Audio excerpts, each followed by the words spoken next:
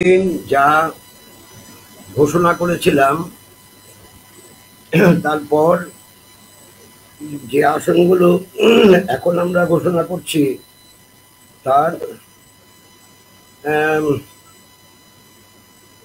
কয়েকটা হচ্ছে কয়েকটা না দেখতে পাচ্ছি, হ্যাঁ কয়েকটা কয়েকটা হচ্ছে লাস্ট ফেজে, আর বাকিগুলো হচ্ছে আপনার লাস্ট বাট ওয়ান ফেজ। এই হচ্ছে আমরা আজকে ঘোষণা করছি। ব্যারেকপুর 15 নম্বর লোকসভা কেন্দ্র, সিপিআইএম দেবদূত ঘোষ। 17 নম্বর লোকসভা কেন্দ্র, বারাসাত, এআইএফবি প্রবীর ঘোষ। 18 নম্বর বসিরহাট, সিপিআইএম নিরাপদ সর্দার। 21 নম্বর আমি 17 নম্বর বারাসাত বলেছি, এআইএফবি প্রবীর ঘোষ হয়েছে। 18 নম্বর বসিরহাট, সিপিআইএম নিরাপদ সর্দার হয়েছে। 21 নম্বর ডায়মন্ড হারবার, প্রতিকুর রহমান। 32 নম্বর Ghatal parliamentary constituency, CPI Tapan Ganguly. এখন এর মধ্যে ব্যারেকপুরে দেবদূত ঘোষ নতুন ক্যান্ডিডেট, বারাসাতে প্রবীর ঘোষ নতুন ক্যান্ডিডেট, বসিরহাটে নিরাপদ সর্দার নতুন ক্যান্ডিডেট, ডায়মন্ড হারবারে প্রতিকুর রহমান নতুন ক্যান্ডিডেট, ঘাটাল তপন গাঙ্গুলি পুরনো ক্যান্ডিডেট। এই হচ্ছে আজকের ঘোষণা। এখন বাকি বিষয় হচ্ছে, আমরা এবার 18তম লোকসভা নির্বাচনে পশ্চিমবাংলায় যে বাইনারি পলিটিক্স চলছে, তৃণমূল বিজেপি আর বিজেপি তৃণমূল, তার বিরুদ্ধে একটা, যারাই তৃণমূল এবং বিজেপির বিরুদ্ধে লড়াই করতে চান তাদের সবার মিলিত একটা আমরা মঞ্চ তৈরি করার কথা ভেবেই অগ্রসর হয়েছিলাম আসন সমঝোতার ভিত্তিতে। এখন সেই কাজ করতে যে আমাদের অনেক সময় লেগেছে, আমাদের ইচ্ছা অনুযায়ী বা ভাবনা অনুযায়ী সব যে কার্যকরীভাবে রূপায়িত হবে তা তো হয় না। আমরা সেই জন্য প্রথম আমরা এসইউসির সঙ্গে কথা বলি। এসইউসি ইলেকট্রাল পলিটিক্সে বামেদের সঙ্গে করবে না, এটা ওদের ঘোষিত সিদ্ধান্ত। দেন আমরা কথা বলি সিপিআইএম এর লিবারেশনের সঙ্গে, অনেকদিন আগেই কথা বলি। তারা পরবর্তীতে জানায় যে তারা কিছু সিটে প্রতিদ্বন্দ্বিতা করবে, আর যেগুলোতে করবে না সেখানে এই বামপন্থীদের যে যুগ্ম একটা বোঝাপড়ার ভিত্তিতে প্রয়াস, তাকে সমর্থন করবে। আর আমরা আমাদের সঙ্গে এই নতুন তৈরি হওয়া আইএসএফ, তার সঙ্গে বোঝাপড়া করতে চেয়েছিলাম, কিন্তু আইএসএফ তাদের সঙ্গে একাধিকবার বৈঠক হয়েছে, আবার একাধিকবার বৈঠক ডাকা হয়েছে বৈঠকের কথা বলা হয়েছে, খবর দেওয়া হয়েছে, আসেনি। এমনকি ওদের নেতৃত্বের সঙ্গে যোগাযোগ করেও বলা হয়েছে, লোক মাধ্যমে বলা হয়েছে যে আমরা কথা বলতে চাই, আসেনি। তারপর গতকাল তারা একটা তালিকা প্রকাশ করেছে, তাদের সঙ্গে আসন নিয়ে কথা হচ্ছিল। যখন শুরুটা হয় তখনই তারা অনেক আসনের কথা বলে, মানে অনেক আসন, তো এটা তো লোকসভার নির্বাচন, 42টা কেন্দ্র। তারপর তারা একটু মনক্ষুণ্ণ হয় যখন তারা বলে যে 7টা 8টা আসনে লড়াই করবে। তখন তারা মনক্ষুণ্ণ হয় যে যখন বলি 7টা 8টা আসন, মানে 8টা আসন হলে কটা বিধানসভা ক্ষেত্র, সেটা বুঝতেই পারছেন আপনারা, 56টা। এখন সেই 56টা বিধানসভা কেন্দ্র তারা ম্যান করবে, এটা তো বুঝে উঠতে পারছি না। 56টা বিধানসভা কেন্দ্র ম্যান করা এটা খুবই কঠিন ব্যাপার, কারণ এক একটা বুথ এলাকায়, মানে এক একটা বিধানসভা ক্ষেত্রে যত বুথ থাকে তাতে দেখা যায় যে খুব কম বুথ আছে, সেটা হয়তো 100-200 বা 150, আর বেশি না, 100-200 না, 100-150, আর না হলে প্রায় 200-র কাছাকাছি। দেখা যায় যে যে মানে 7টা ইন্টু 7 করলে দাঁড়ায় হচ্ছে যে প্রায় 1,500-এর মতো, কম বেশি 1,500-এর মতো একটা বিধানসভা, একটা লোকসভা কেন্দ্রে বুথ ম্যান করতে হবে। আর যদি 1,500-ও ধরে নিই, যদি কম করে 2জন করে ধরে নিই, তাহলে 3,000। 3,000 মানে হচ্ছে ডিউটিতে ঢুকবে, শেষ করে বেরোবে, 3,000। এসব কোনো মূল্য নেই। যাই হোক, তারপর আলোচনা হয়, আলোচনা হয়ে যখন তারা বুঝতে পারে যে ব্যাপক আসন হবে না, তখন তারা হয়তো টার্ন আপ করেনি। কিন্তু গতকাল মিডিয়াতে তারা বলেছেন আমাদের সঙ্গে বামেদের যে বোঝাপড়া হলো না, তার জন্য দায় এবং দায়িত্ব নিতে হবে বামেদেরই। কি করে বামেদের দায়িত্ব পড়ে? যদি আলোচনাগুলোতে আসে, আর এমনও হয়েছে আলোচনা আছে 4টের সময়, এসছে 5টার সময়, মানে আমরা তো অভ্যস্ত নই, আমি জানি না অন্য কারা অভ্যস্ত আছে। আমরা বাইল্যাটারাল টক্স তো করি, 3টের সময় থাকলে যাতায়াতের ব্যাপার একটু সমস্যা হয়ে যেতে পারে, তার জন্য সেটা 3:15, 3:20 হতে পারে, তাই তো আমাদের তো তাই হয়। কিন্তু যদি 4টের সময় ব্যবস্থা, মানে সভা ডাকা থাকে, আলোচনা সভা, সে যদি 5টায় হয়, তাহলে তো মানুষের সব কাজকর্ম কিছুই করা যাবে না, বেকার বসে থাকতে হবে। যাই হোক, আমি এই জন্য কথাটা বলছি যে আন্তরিকতা ছিল কি না সেটা বুঝতে পারছি না, সেই জন্যই বলছি। আর আন্তরিকতা না থাকার জন্যই তারা কি এরকম একটা আমাদের ওপর দায় চাপিয়ে দিলেন, আমরাই দায়ী?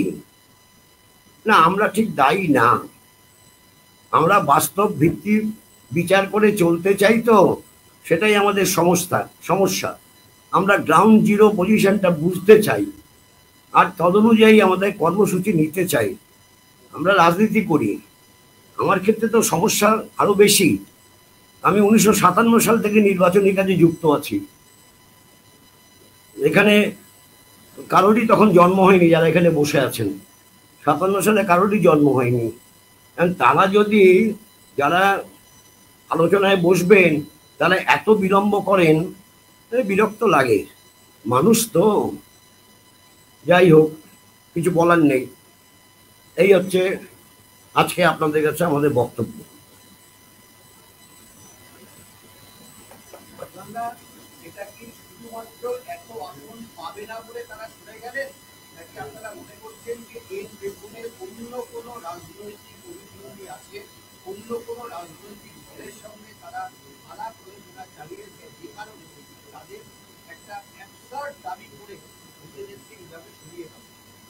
এটা ঠিক উত্তর তো আমি দিতে পারবো না।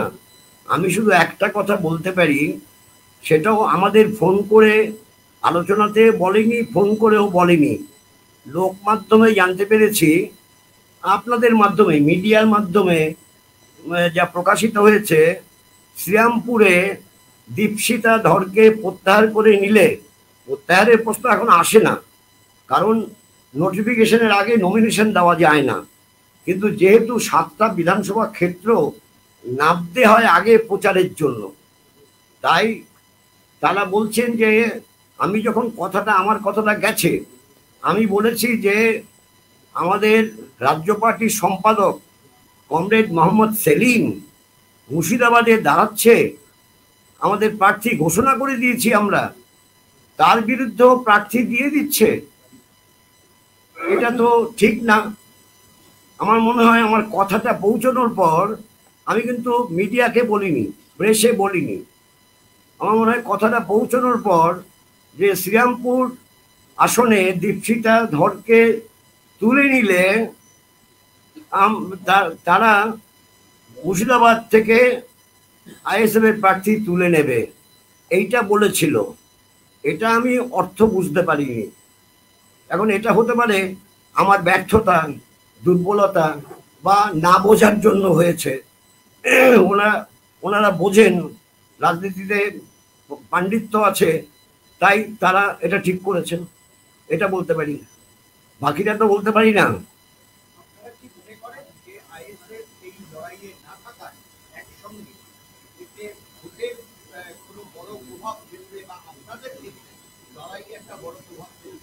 আমি আপনাদেরই প্রশ্নটা করছি যে আইএসএফ 2021 সালে জন্ম হয়েছে, তার কি যতগুলো আসন ঘোষণা করেছে এটাও সব নয়? আমি শুনেছি তৃতীয় লিস্ট একটা প্রকাশিত হবে, তাই তো? হ্যাঁ, আরো একটা লিস্ট হবে। এখন কটা প্রকাশিত হয়েছে? হ্যাঁ, 13টা। তো যাই হোক, আমাদেরকে বলেছিল যে আমাদের 2-3টেতে হবে না, আমাদের 8টা সিট লাগবে। এখন 13টা ঘোষণা হয়েছে, আরেকটা থার্ড লিস্ট হবে। তা এতগুলো লিস্টে কন্টেস্ট করার মতো রাজনৈতিক পরিবেশ পরিস্থিতি পারমিট করছে আইএসএফ এর পক্ষে? এটা আপনারাই উত্তর দিতে পারবেন। কি এনি আদার কোশ্চেন?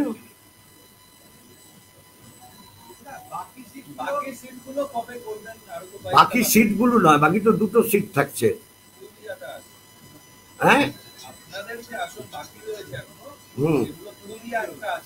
পুরুলিয়াতে আমরা তো পুরুলিয়াতে বামফ্রন্ট তো কন্টেস্ট করছে না। হ্যাঁ, কংগ্রেস করবে।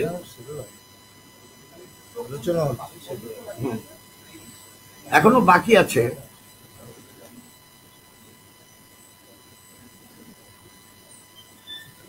এই তো। Any other question?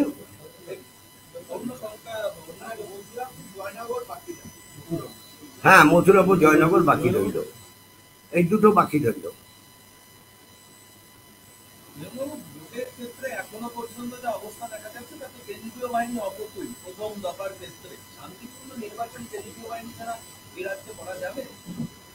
এখন এ রাজ্য সরকার যদি নির্বাচনটা শান্তিপূর্ণ করতে না চায়, কেন্দ্রীয় বাহিনী বেশি থাকলেও করতে পারে, কম থাকলেও করতে পারে। রাজ্য সরকারের যে দৃষ্টিভঙ্গি, তাতে তো গতকাল যত চ্যানেল আছে সব চ্যানেলে আমি রাজ্যের মুখ্যমন্ত্রীর কথাগুলো শুনে আমার তো মনে হয়নি এই নির্বাচনটা দেশের নির্বাচন, এই নির্বাচনটা লোকসভার নির্বাচন, অষ্টাদশ লোকসভার নির্বাচন নতুন ভারত সরকার গড়ে তোলার জন্য, এটা আমার মনে হয়নি। সব তো রাজ্যের বিষয়। সারা দেশের যে কি অবস্থা হতে যাচ্ছে সেই বিষয় তো কোথাও আমি লক্ষ্য করলাম না। সারা দেশের অবস্থা কোথায় যাচ্ছে?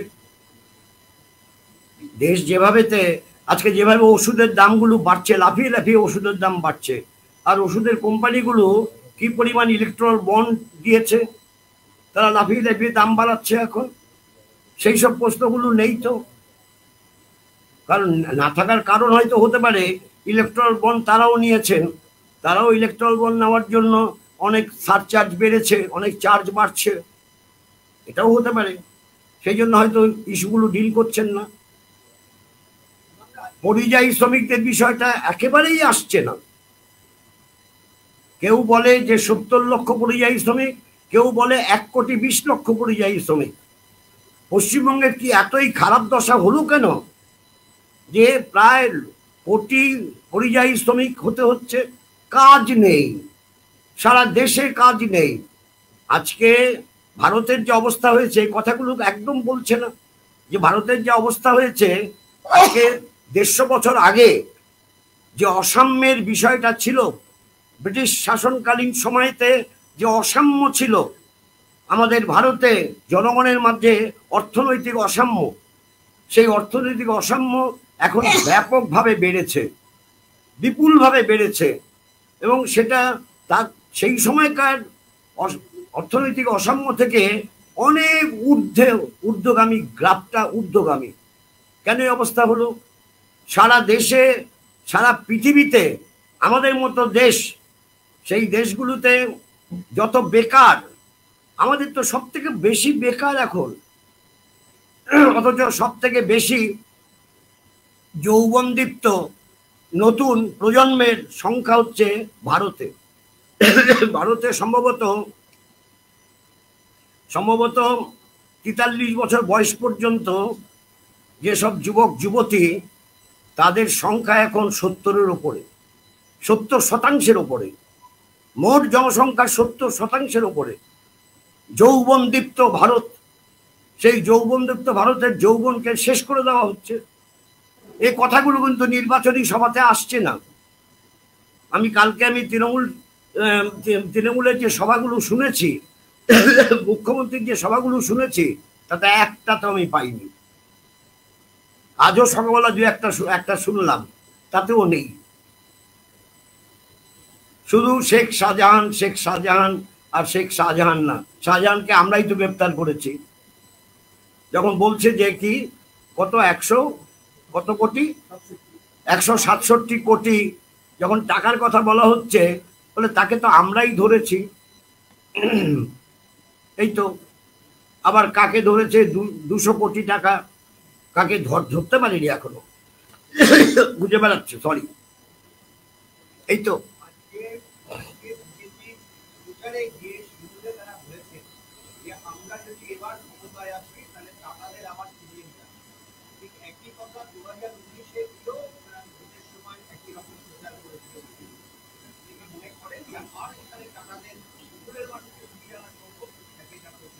না, সিঙ্গুরের মাটিতে ঘুরিয়ে আনা সম্ভব না হতে পারে, অন্য জায়গায় সম্ভব হতে পারে। কারণ যারা ব্যবসা করে, শিল্প গড়ে তোলে, সম্পদ বাড়ায়, তারা সুযোগ পেলে নিশ্চয়ই শিল্প করবে, সম্পদ বাড়াবে। অন্য জায়গায় দিতে হবে।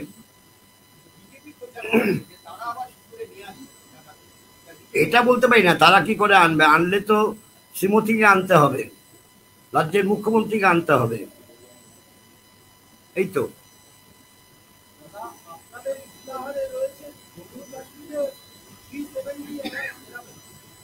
হ্যাঁ, আমরা যা প্রার্থী করেছি তা প্রায় সকলেই এরকম বয়সেরই, বেশিরভাগটাই হচ্ছে 50-এর নিচে, অনেকেই 40-এর নিচে, এমনকি 30 ছুঁইও আছে। এই তো আর কি।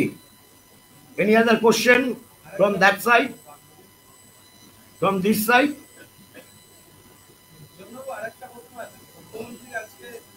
তিনি বলছেন বিচারপতি অভিজিৎ গঙ্গোপাধ্যায়ের উদ্দেশ্যে যে আপনি অনেকে চাকরি পেয়েছেন, এবার জনগণ আপনার চাকরি খাবে, বিচারপতির ভোটে লড়া, এবং তিনি সরাসরি বিচারপতিকে, মানে প্রাক্তন বিচারপতি না, উনি যখন বিচারপতি পদ ছেড়ে দিয়েছেন তখন উনি প্রাক্তন বিচারপতি হয়ে গেছেন, বলে বিচারপতি তো থাকছেন না, উনি প্রাক্তন বিচারপতি।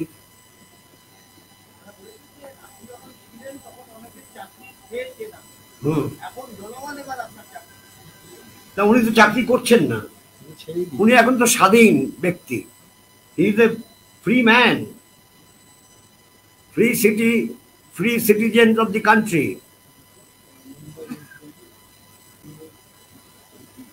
কি বোধহয় নেই কিছু প্রশ্ন? তাহলে সেটা ফাইনালি বলে দেবো। এখন পর্যন্ত তাদের 12টা আসন আছে।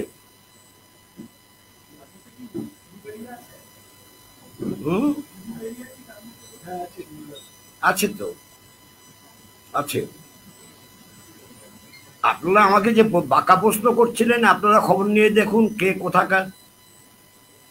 কোথাকার কি ব্যাপার সেটা দেখুন।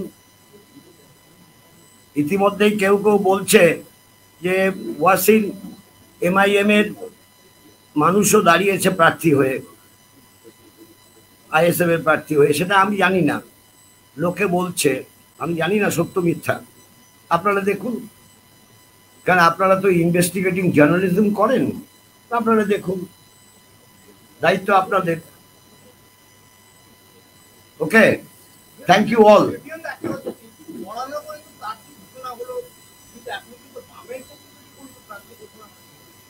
বরানগর তো বিধানসভা উপনির্বাচন, বরানগর বিধানসভা উপনির্বাচন আর ভগবানগোলা বিধানসভা উপনির্বাচন পরে করব, পরে করে দেবো, একবারই সব হবে কেন? শুভেন্দু অধিকারী বলছেন আপনাদের রাজ্য সম্পাদক সম্পর্কে যে তিনি বেছে বেছে মুর্শিদাবাদ নিয়েছেন, কারণ তিনি নিজে সংখ্যালঘু এলাকায় তিনি প্রার্থী হয়েছেন। রাজ্য সম্পাদক সম্পর্কে আমি কোনো মন্তব্য করব না। শুভেন্দু অধিকারী সব কথা জবাব দিতে হবে, আমার কথারও তার জবাব দিতে হবে না, আমিও তার কথা জবাব দেব না। হলো?